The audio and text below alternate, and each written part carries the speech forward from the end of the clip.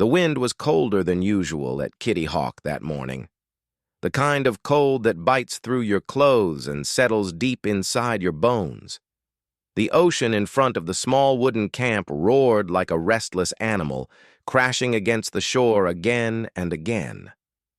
The sky was gray, almost metallic, as if nature was preparing to witness something it wasn't ready for. Two brothers stood side by side, staring at a strange wooden machine that looked more like a skeleton than a vehicle. People in town called it the fool's bird. The brothers called it their life's work. Orville's hands were trembling, not from fear, but from exhaustion. His eyes were red from nights without sleep. Wilbur's coat was torn at the elbow from a crash the day before. The plane's fabric wings flapped violently in the wind as if trying to escape. Every sound around them, every creak, every gust, every distant shout felt heavier. Because this was not just another test. This was the final attempt after years of humiliation, pain, crashes, failures, broken bones, and endless mockery. The night before the flight had been unbearably quiet. The brothers sat inside their tiny cabin, the lantern light shaking with every breeze. They didn't talk much. They didn't need to. Both were remembering the same painful journey that led them to this lonely beach. Years ago in Dayton, Ohio, their lives were simple.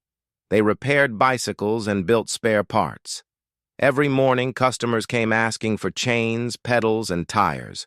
But the brothers' eyes were always somewhere else.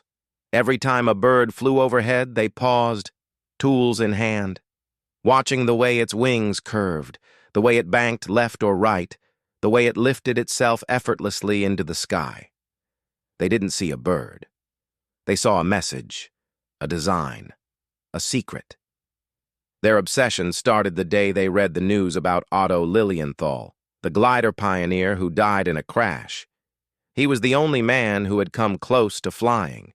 His dying words echoed in their minds. Sacrifices must be made. Most people read that line and moved on. But for the Wright brothers, those words became a promise, a challenge, a calling. If Otto had reached the edge of flight, they believed they could cross it, even if the price was everything they had. They began with kites. Large kites, small kites, square kites, curved kites, kites that spun out of control, kites that crashed, kites that fell apart in midair. People whispered behind their backs, some even laughed openly. A local farmer once shouted, "Are you two grown men flying toys now?" But the brothers didn't react. Every failure was teaching them something. Then came the gliders. Their first glider in 1900 was a disaster. The wings were unstable. The controls were weak.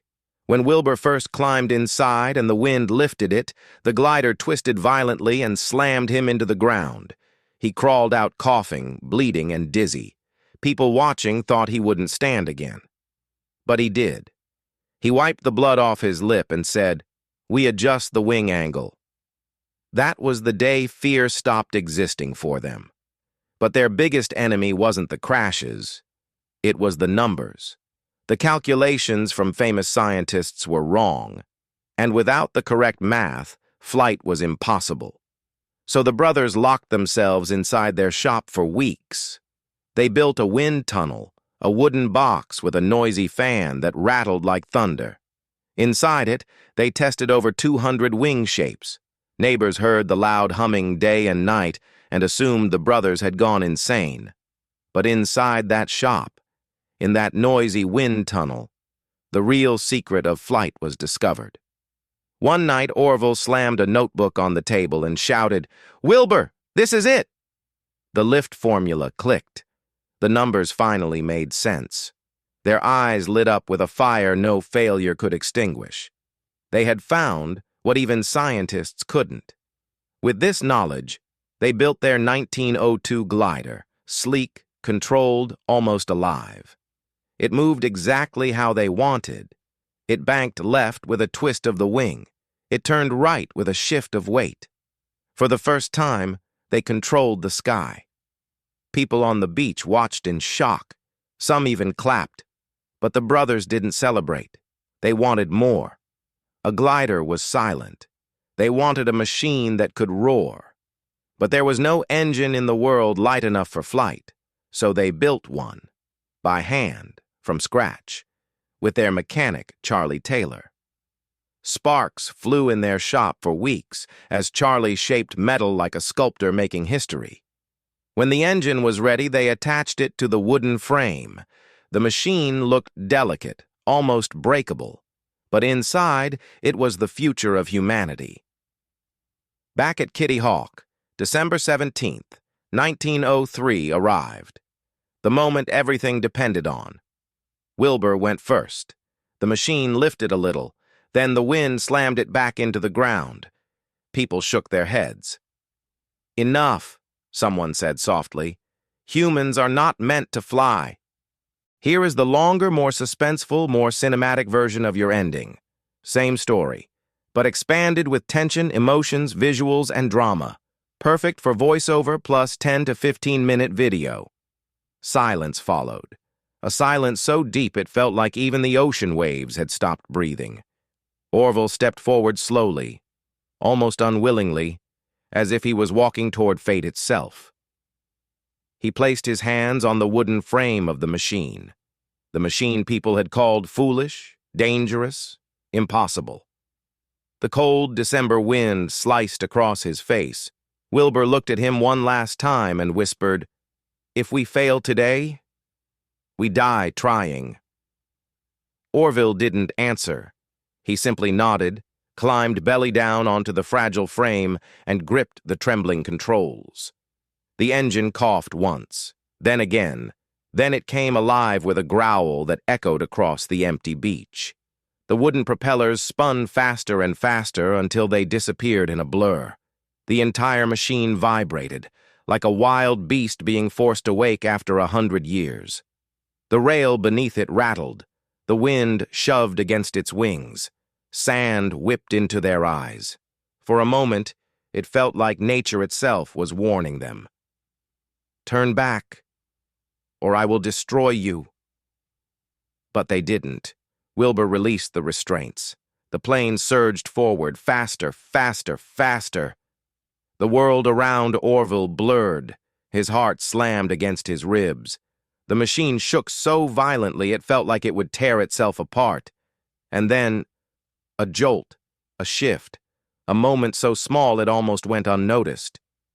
The plane lifted, a heartbeat of silence, a breath of disbelief. And suddenly, the earth was no longer beneath him. For the first time in human history, a man was flying. Orville felt the world shrink below him, the sand, the sea, the figures watching him with mouths open. Everything blurred into a soft, unbelievable dream. 12 seconds. Just 12 seconds. But in those 12 seconds, humanity shattered the boundaries of nature. When the plane touched down again, Orville lay still, gasping, stunned. His hands shook. His face was pale with shock. Wilbur wasn't calm at all. He sprinted toward the machine, tripping in the sand, screaming with joy, laughing, crying, grabbing Orville like he had come back from the dead. The handful of witnesses could only stare. Some took off their hats. Some whispered prayers. Some simply stood frozen as if struggling to understand what they had just seen. They flew again that day, not once, but 4 times.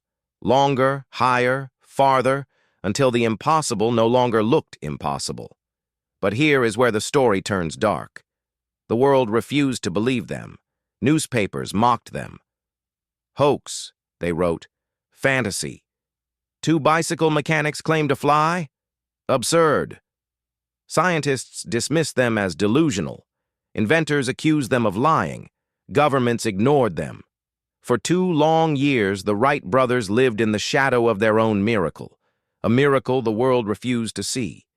But destiny was waiting. Thousands of miles away. France. 1908.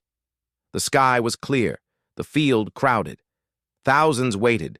Journalists, Engineers, soldiers, politicians, skeptics, spies from rival nations, all eager to see the truth. If they failed today, the world would bury their dream forever. The Wright brothers rolled out their aircraft. No smiles, no boasting, only a heavy silence. The silence of men who had carried a burden no one else could understand. The engine roared.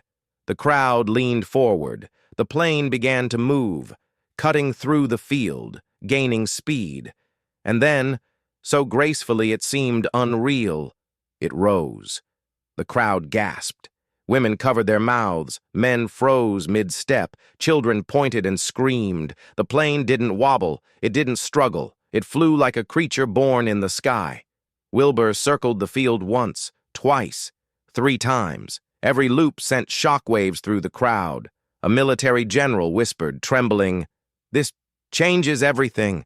A scientist dropped his notebook. A king removed his hat and whispered, "We are witnessing the birth of a new world." When the plane finally landed, there was no cheering at first, only stunned silence. A silence so heavy it felt holy. Then, an explosion of applause, shouts, tears, pandemonium. In that moment, the world bowed to 2 men who had once been ignored. 2 brothers who fixed bicycles in a small shop. 2 brothers who studied birds and wind and numbers no one cared about. 2 brothers who bled, failed, fell, tried again, and again, and again. They didn't just build a machine. They opened the sky. From their trembling wooden wings came everything we know today. Airliners crossing oceans, fighter jets breaking the sound barrier, cargo planes delivering hope, helicopters saving lives, and rockets reaching the moon.